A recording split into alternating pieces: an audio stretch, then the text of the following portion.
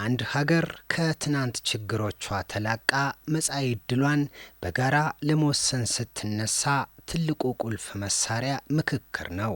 ኢትዮጵያም የገጠሟትን ችግሮች ለመፍታት ያስችላት ዘንድ የኢፌዴሪ የሕዝብ ተወካዮች ምክር ቤት ታኅሳስ 20 ቀን 2014 ዓ.ም ባካሄደው መደበኛ ስብሰባ የኢትዮጵያ ሀገራዊ ምክክር ኮሚሽን ማቋቋሚያ አዋጅን መርምሮ ማጽደቁ ይታወሳል።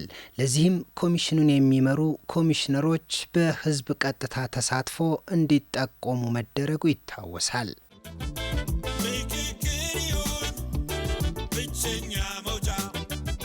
ምክር ቤቱ የካቲት 14 ቀን 2014 ዓ.ም ባካሄደው አስቸኳይ ስብሰባ ደግሞ በሕዝብ ከተጠቆሙት እጩዎች መካከል መስፈርቱን አሟልተው የተለዩ 11 ኮሚሽነሮችን ሹመት አጽድቋል። ሕግና ስርዓትን መሰረት በማድረግ ስራዬን ለመፈጸም ቃል እገባለሁ። የምክክር አጀንዳዎች ቀጥታ ከህብረተሰቡ ይመጡ ዘንድ ሁሉም የማህበረሰብ ተወካይ በሚባል ደረጃ አጀንዳዎቹን በቀጥታ ለኮሚሽኑ ማቅረብ የሚችልበት እድል በመፍጠር አጀንዳ የማሰባሰብና የተመካካሪዎች ምርጫ አካሂዷል። ተሳታፊ መረጣ ነበረ የመጀመሪያው። ከዛ ቀጥሎ ደግሞ የአጀንዳ ልየታ ነበረ። የአጀንዳ ማሰባሰብ ሂደት ነበረ። እዛ ላይም ማንኛውም ሰው የሚሰማውን የሚያስበውን ያለውን ታሪኩን እና እዛ ላይ መነሳት ያለበት ጥያቄ እንዲያነሳ ሲበረታታ ነበረ። በዚህ ሳቢያ ደግሞ ሁሉም የራሱን ሀሳብ ስሜትና የውስጥ የልብ ትርታውን ጥያቄውን ሲያነሳ ነበረ። አጀንዳ ስናሰባስብ ሁሉ ህዝቡ ችግር ነው ብሎ የሚያስበውን ነገር ቢፈታልን ብሎ የሚመኘውን ነገር አጀንዳ የተባለውን ነገር በሙሉ አንስተናል።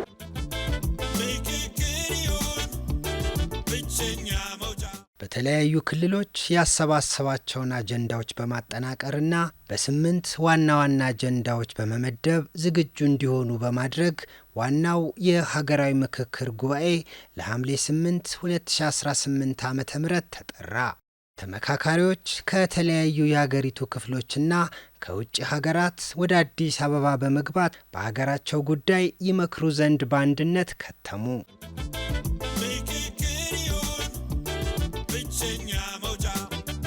ከአራቱም የኢትዮጵያ አቅጣጫ ሁሉም ተሰባስቦ 130 ሚሊዮንን ወክሎ ቁጭ ብሎ በተለያዩ ጉዳዮች ላይ እየመከረ ነው።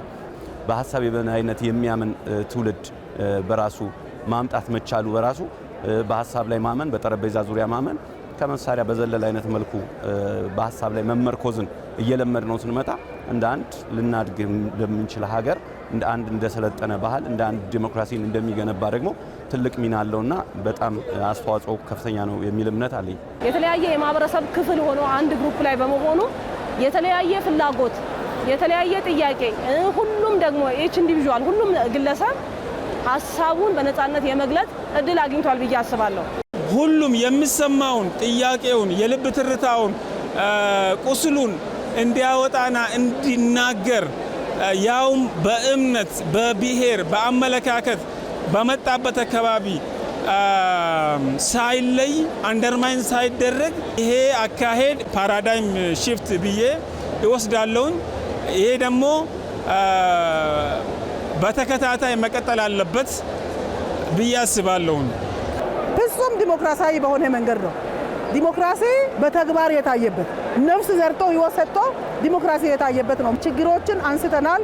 ችግሮቹን ለመፍታት የህግ ማዕቀፍ ተቀምጦ መንግስት እንደዚህ አድርጎ የሚለውንም ምክር ሀሳብ አስቀምጠናል።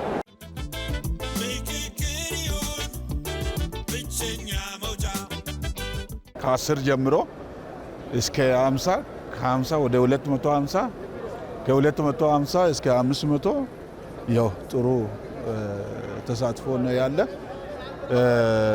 ጥያቄም መጠየቅ ይቻላል፣ አስተያየትም መስጠት ይቻላል።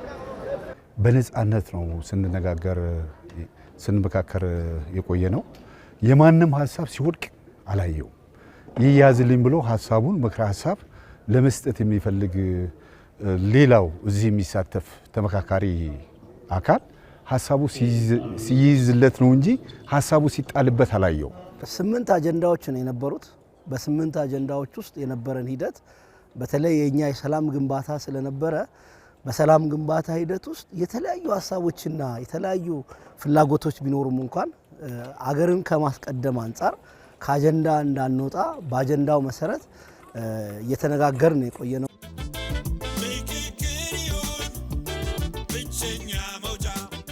ተመካካሪዎቹ በቆይታቸው በዋና ዋና ሀገራዊ አጀንዳዎች ላይ ሲመክሩ ሰንብተው አሁን ምክክሩ ወደ ማጠቃለያ ምዕራፍ በመቃረብ ላይ ነው። ተመካካሪዎቹ ለሀገር ይበጃል በማለት ያነሷቸውና የጋራ መግባባት ላይ የደረሱባቸው ምክረ ሀሳቦች ተቀናጅተውና ተደራጅተው የጋራ መግባባት ላይ ከተደረሰ በኋላ በምክክር ኮሚሽኑ ለአስፈጻሚ አካላት የሚቀርቡ ይሆናል። ዛሬ ላይ ቢያንስ በአብዛኛው መስማማት ላይ ደርሰን የተሻለ ነገር አመንጭተን ነገ ደግሞ የበለጠ ይሄ ነገር እየዳበረ ዛሬ ብቻ መቆም የለበትም። ነገ መነጋገር አለብን፣ መመካከር አለብን። ያኮረፉ ሁሉም በተለያየ አይነት መልኩ የመጡ ኃይሎችም የመነጋገርና የመደማመጥ ባህልን እያዳበሩ ሲመጡ ነገ ለምንፈጥራት ኢትዮጵያ ለምናስባት ኢትዮጵያ ደግሞ ትልቅ አስተዋጽኦ እንደመኖሩ መጠን እኔ ትልቅ ተስፋ አለኝ። ብዙዎቻችን ደግሞ እርስ በርስ የተገናኘንበት ሀሳብ ለሀሳብ የተወሳሰድንበት ሁላችንም አንድ የምትሆነውን ሀገር የምናስቀጥልበት የጋራ የሆነ ቃል ኪዳን የተገባባንበት እጅግ ተደማማጭነት ያለው ውጤታማ የሆነ ምክክር ነው።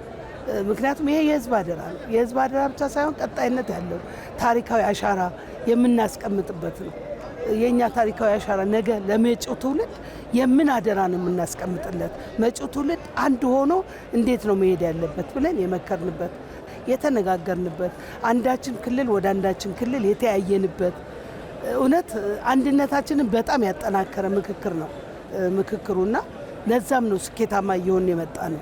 ኢትዮጵያ መከረች፣ ኢትዮጵያ ህዝቦቿ ከአራቱም አቅጣጫ መከሩ ስንል ምክረ ሀሳብ ነው የምናቀርበው። ይሄ ምክረ ሀሳብ ለፖሊሲ ለማሻሻል አገራችን ውስጥ ያሉ ችግሮችን ለማስተካከል ለመንግስት ትልቅ ግባት ይሆናል። እዚህ ጋር አሁን ምንም ውሳኔ ወይንም ዲሲሽን መጨረሻ ውሳኔ የለም ብዬ ነው ማስበው። ደሞም እንደዛ ነው እየሆነ ያለ። ኢትዮጵያውያን የነገይቱ ኢትዮጵያ ሰላሟ የተረጋገጠ ህዝቦቿ ተፋቅረውና ተሳስበው የሚኖሩባት ከጥላቻ ይልቅ አብሮነት የነገሰባት በልጆቿ የተባበረ ክንድ የበለጸገች ሀገር እንደምትሆን በምክክሩ ላይ ታላቅ ተስፋን ሰንቀዋል። የተዋበች የተገነባች ሀገር ሁና እንድትገኝ ነው የምንጠብቀው።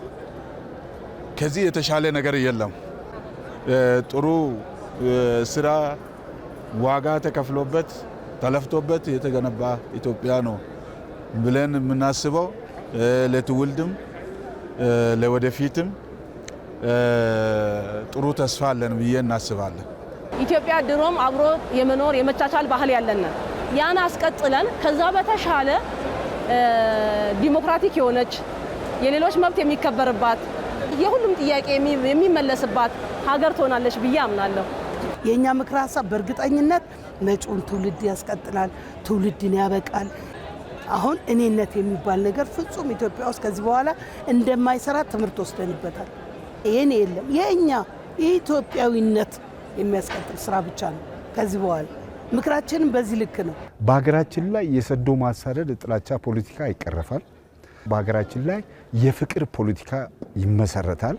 ይህ ፍቅር ፖለቲካ ሲመሰረት አንድነትን፣ መተባበርን፣ መተማመንን፣ መተጋገዝን ይፈጥራል የሚል ሀሳብ ነው ያለኝ። ከመላው ኢትዮጵያውያን ብዙ ነገር ይጠበቃል።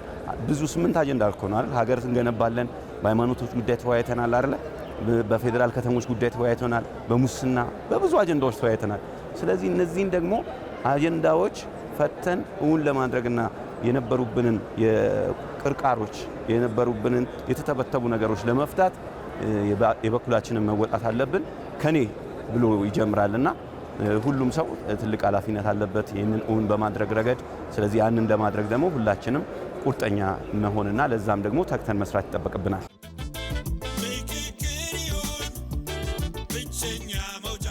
ሀገራዊ ምክክሩ ኢትዮጵያ ለዘመናት የቀፈደዷትን ስብራቶች በማከም ለነገ ሰላም መሰረት በመጣል ፋይዳው ከፍተኛ እንደሆነ ታምኖበታል። ስለሆነም ለስኬታማነቱ ሁሉም የድርሻውን ሊወጣ ይገባል።